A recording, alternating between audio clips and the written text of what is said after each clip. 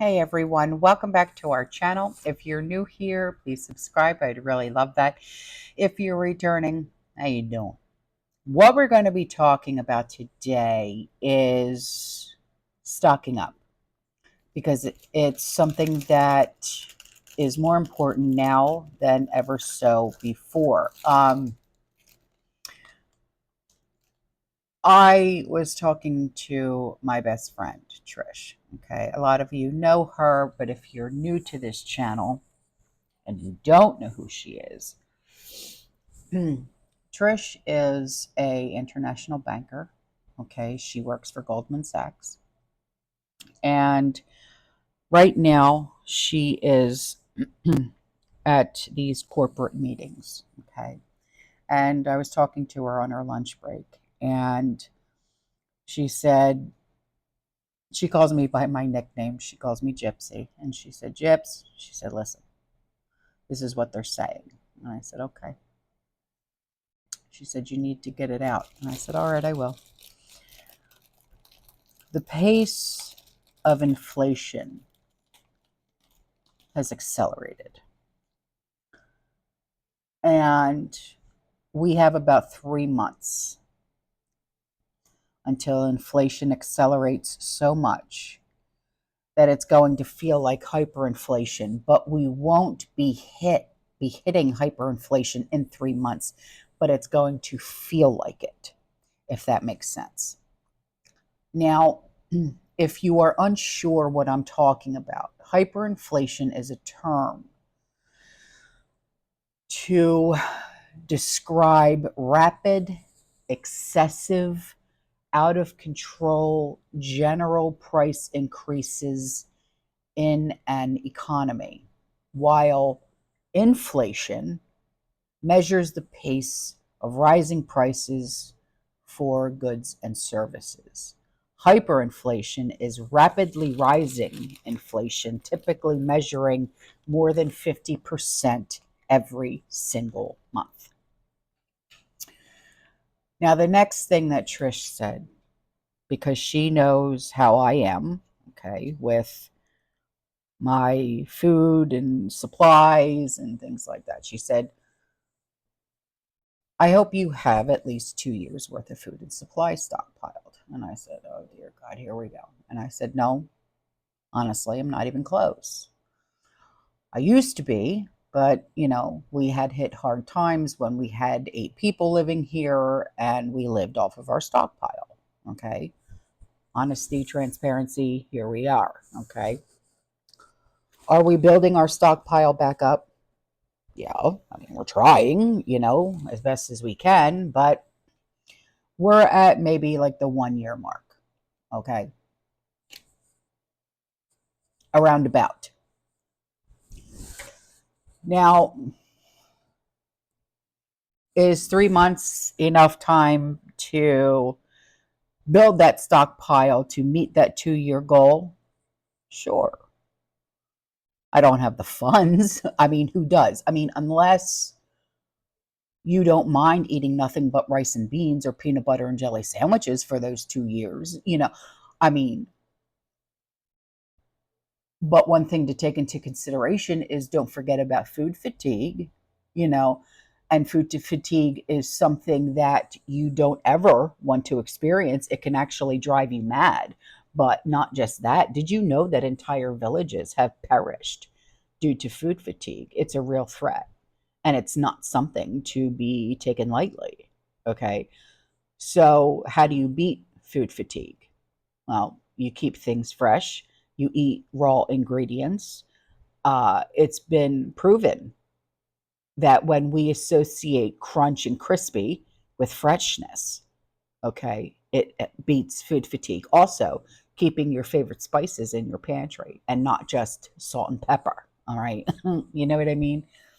So, with all of that being said, okay, 3 months, accelerating of inflation, going to feel like hyperinflation, but it's not hyperinflation, but it's damn sure going to feel like it. Okay. 2 years stockpile in your pantry and your supplies.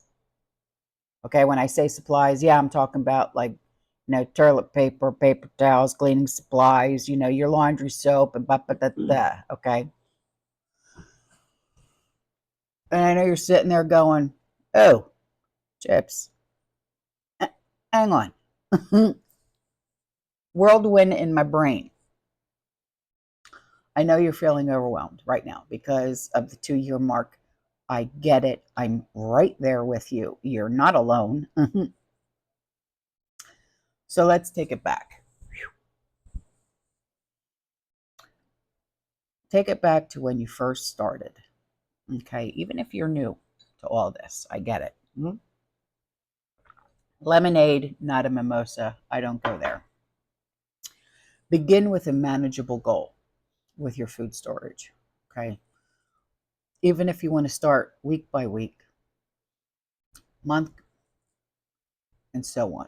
Okay, breaking it down into smaller tasks to make the process less exhausting, less overwhelming.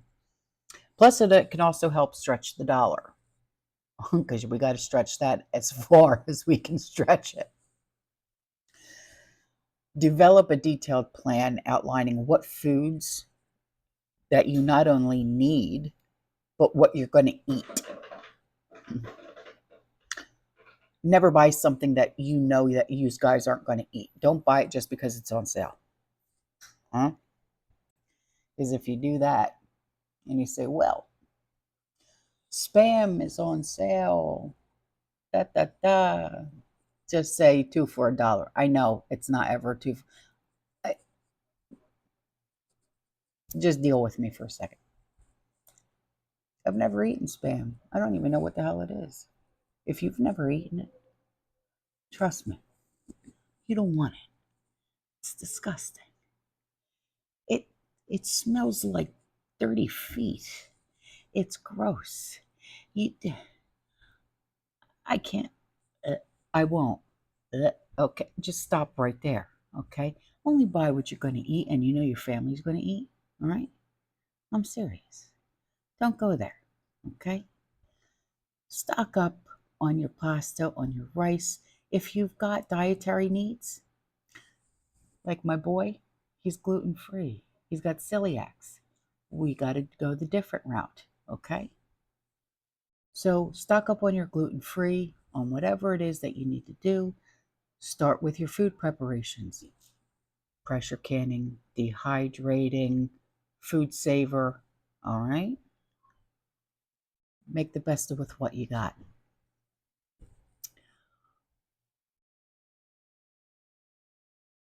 Have a plan so you will stay organized, focused. Take into consideration that you may need to start rationing what you have and what you are going to be bringing in. You remember, you're going to need to stretch this stuff, okay?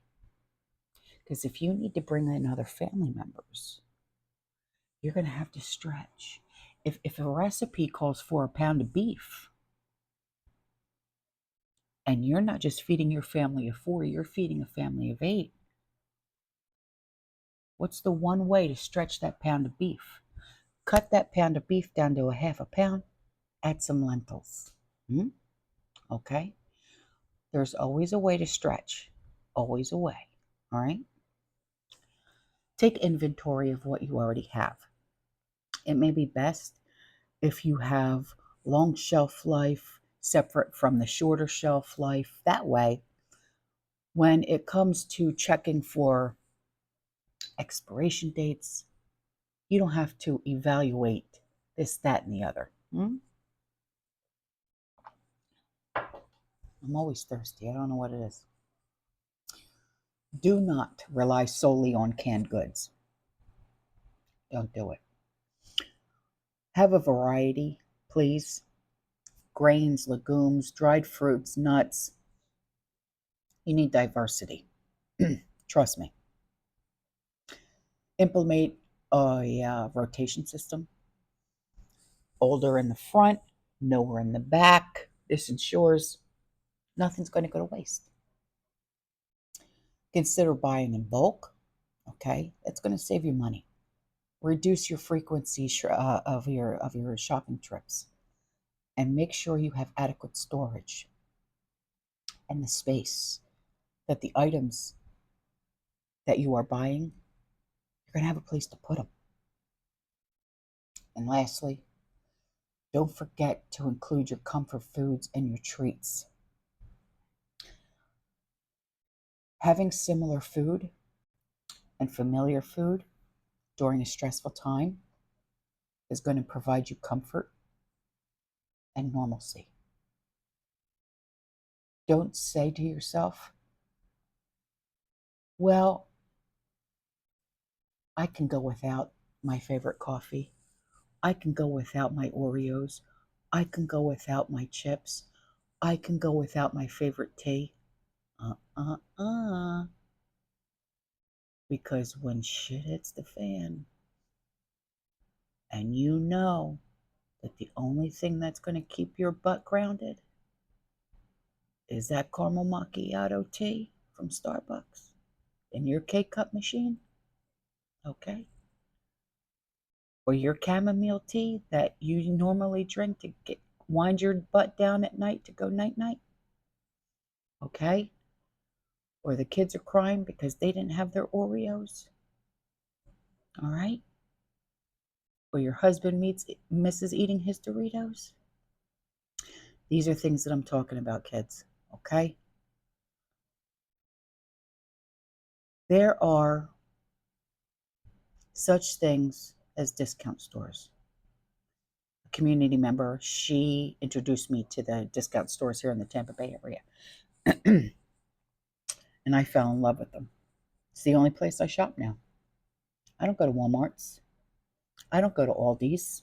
I don't do Kroger anymore. I don't go anywhere no more except for these discount stores. We stock up on our meats, our SNICK snacks,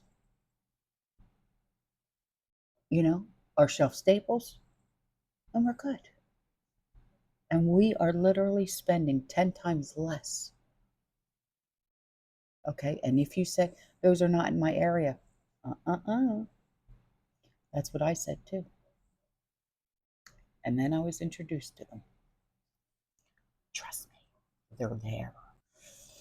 You might not be able to buy in bulk, but the prices are unbeatable. I bought a flat, 12 cans of organic because my nephew, he has to have gluten-free organic carrots in a can. 69 cents a piece. If I would have bought those in another store like Walmart's or something, it would have been $2 a piece. 69 cents. Yeah. So, and the good thing about this place is I can get his gluten-free. So, shop around, okay? Because I think these next 3 months, when people start finding out what's really going to be happening,